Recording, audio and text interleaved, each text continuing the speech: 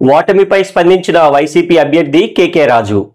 నిన్న జరిగిన సార్వత్రిక ఎన్నికల ఫలితాలు ఆశ్చర్యానికి కలిగించాయని విశాఖ ఉత్తర వైసీపీ అభ్యర్థి కేకే రాజు అన్నారు. ఎన్నికల కౌంటింగ్ అనంతరం బుధవారం ఆయన స్పందించారు. ఆయన ఈరోజు మీడియాతో మాట్లాడుతూ సీఎం జగన్మోహన్ రెడ్డి పాలనలో ప్రతి పేదవానికి సంక్షేమ పథకాలు అందించామని అన్నారు. అయినప్పటికీ ప్రజలు ఎందుకు వ్యతిరేకంగా ఓట్లు వేశారో అర్థం కావడం లేదని అన్నారు. ఈ 6 సంవత్సరాల కాలంలోనే నాకు అన్ని రకాలుగా కూడా నా వెన్నంటి నడిచిన పార్టీ నాయకులకు, కార్యకర్తలకు,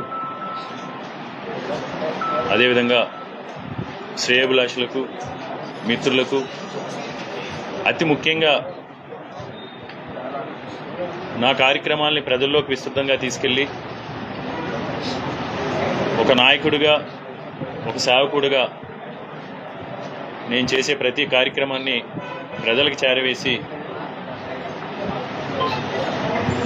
నాకు రాజకీయంగా ఈరోజు ఓటమి పాలైన రాజకీయంగా నాకు గుర్తింపు తీసుకొచ్చిన పాత్రికేయ మిత్రులకి, మీడియా మిత్రులకి కూడా అందరికీ కూడా పేరు పేరున హృదయపూర్వక ధన్యవాదాలు తెలియజేస్తూ, మేము చిత్తశుద్ధితో ఈ నియోజకవర్గానికి సంబంధించి 5 సంవత్సరాలుగా 2019 నుంచి మొన్న ఎన్నికల వరకు కూడా ఏ కార్యక్రమం తలపెట్టినా నిజాయితీతో చేశాం. అవినీతి రహితంగా నేనైతే ఎక్కడ కూడా నాకున్న ఏ అధికారాన్ని కూడా సులాభం కోసం, స్వార్థం కోసం కాకుండా నా వ్యాపారాలను కూడా పక్కన పెట్టి మంచి ఉద్దేశంతో రాజకీయాల్లోకి వచ్చాం. మనకున్న ప్రతి అవకాశాన్ని కూడా ప్రజాసేవకు వెచ్చించాలి అని ఎప్పుడు కూడా ఏ కోణంలోని కూడా ఎప్పుడు కూడా అధికార దర్పాన్ని ప్రదర్శించకుండా అధికారులతో సమన్వయం చేసుకుని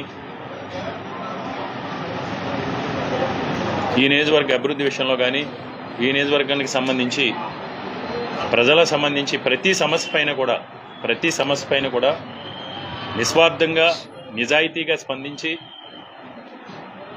నిజాయితీగా ప్రజలకు సేవ చేశాం. ఎప్పుడు కూడా వ్యక్తిగత జీవితానికంటే కూడా వ్యక్తిగత జీవితాన్ని, ఫ్యామిలీని కూడా పక్కన పెట్టి పార్టీ కార్యక్రమాల కోసం, ప్రజలకి మేలు జరిగే కార్యక్రమాల కోసం ఏ అవకాశం ఉన్నా ఏదో రకంగా మనం వాళ్ళకి అందుబాటులో ఉండాలి అని అన్ని రకాలుగా కూడా పాటుపడ్డాం. కానీ ఈరోజు ప్రజలు ఇచ్చిన తీర్పుని తప్పకుండా స్వాగతించాల్సిన అవసరం ఉంది. ఎందుకంటే ఎక్కడో తప్పకుండా ప్రజలు ఏదో కోణంలో ప్రజల్లో అసంతృప్తి అనేది ఉంది. దాన్ని అయితే మేమైతే గమనించలేకపోయాం. ఎందుకంటే పెద్దలు చెప్తూ ఉంటారు, ఆట ఆడేవాడికి ఆటలో లోపాలు తెలియవు, పైన ఉన్న వాళ్ళకి.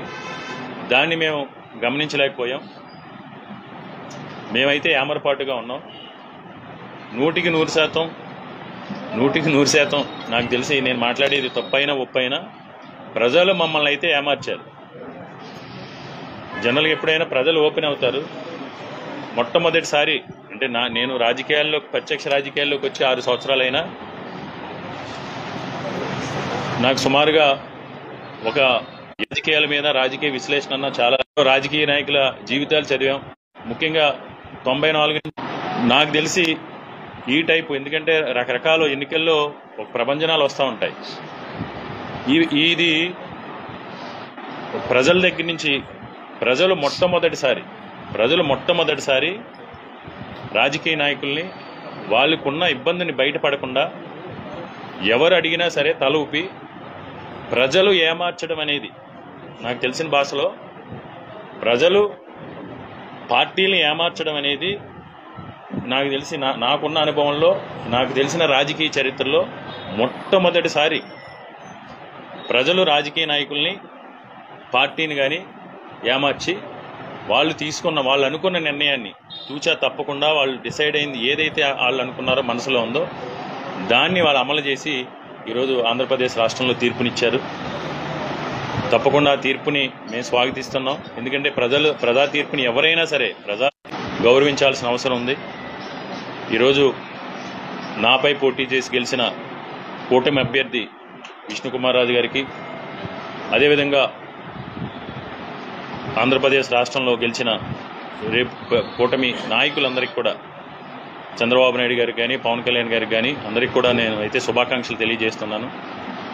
నాకు మొట్టమొదటి నుంచి నేను ప్రత్యక్ష రాజకీయాల్లోకి రావడానికి కారణం, నేను వైజాగ్కి, ఉత్తరాంధ్రకి ఒక మ్యాడ్ లవర్ని. విశాఖపట్నం అభివృద్ధి చెందాలని ఒక పిచ్చిగా ప్రేమించే వ్యక్తిని. ఎందుకంటే విశాఖపట్నానికి అన్ని రకాల వనరులు కూడా ఉన్నాయి. అయినా ఎందుచేతో ఇక్కడ సంఘటితంగా లేకపోవటమో, ఒక సమైక్యత ఇక్కడ ఉన్న లీడర్స్లో, ఎందుకంటే చాలా రాష్ట్రాల్లో ఎన్నికల వరకునే పోట్లాడుకుంటారు. ఎన్నికలు అయిన తర్వాత ఆ ప్రాంత అభివృద్ధి కోసం, లేకపోతే ఆ జిల్లా అభివృద్ధి కోసం, ఆ రాష్ట్ర అభివృద్ధి కోసం రాష్ట్ర స్థాయిలోనో ఢిల్లీ స్థాయిలోనో కలిసి పోరాడుతూ ఉంటారు. బహుశా ఇక్కడ ఐక్యత, ఆ సమైక్యత లేకపోవటం వల్ల ప్రపంచంలోనే ఉత్తమమైన ప్రాంతంగా అభివృద్ధి చెందగల ఆస్కారం ఉంది. ఎందుకని ఈ రోజుకి కూడా విశాఖపట్నం అనేది, ఉత్తరాంధ్ర ప్రాంతం అనేది వెనకబడి ఉంది. ఈ ప్రాంతం అభివృద్ధి చెందాలి. ఈ ప్రాంతంలో ఉన్న అందరి, ఎందుకంటే వెనకబడిన వర్గాలు కావచ్చు, ముఖ్యంగా ఈ ప్రాంతంలో నిరుద్యోగ యువకుల ఆకాంక్షలకు అనుగుణంగా ఈ ప్రాంతం అన్ని రకాలుగా కూడా రేపు ఈ కొత్త ప్రభుత్వ ఆధ్వర్యంలో వెనకబడిన ఉత్తరాంధ్ర ప్రాంతం అభివృద్ధి చెందాలని.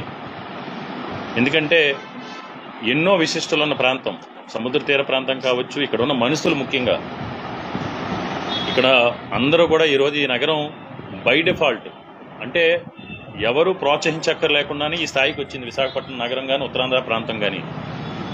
ఏ రోజు కూడా ఎందువల్ల తెలియదు, ఈ ప్రాంతాన్ని ఎవరో కూడా ఉద్దేశపూర్వకంగా ఈ ప్రాంతాన్ని ముందుకు తీసుకెళ్లడానికి శక్తి వంచన లేకుండా ఎవరు, గతంలో అయితే ఏదో రాజశేఖర రెడ్డి గారి టైంలో కొంత జరిగింది. ఆయన తర్వాత మళ్ళీ కూడా ఎందుకని ఎప్పటికీ కూడా గత 5 సంవత్సరాలుగా చేద్దాం అనుకున్నా అనేక సమస్యల మీద ఈ ప్రాంతం అయితే అభివృద్ధికి ముందుకు సాగలేదు. నేను విజ్ఞప్తి చేసేది, అన్ని రకాల వనరులు కూడా ఉన్నాయి.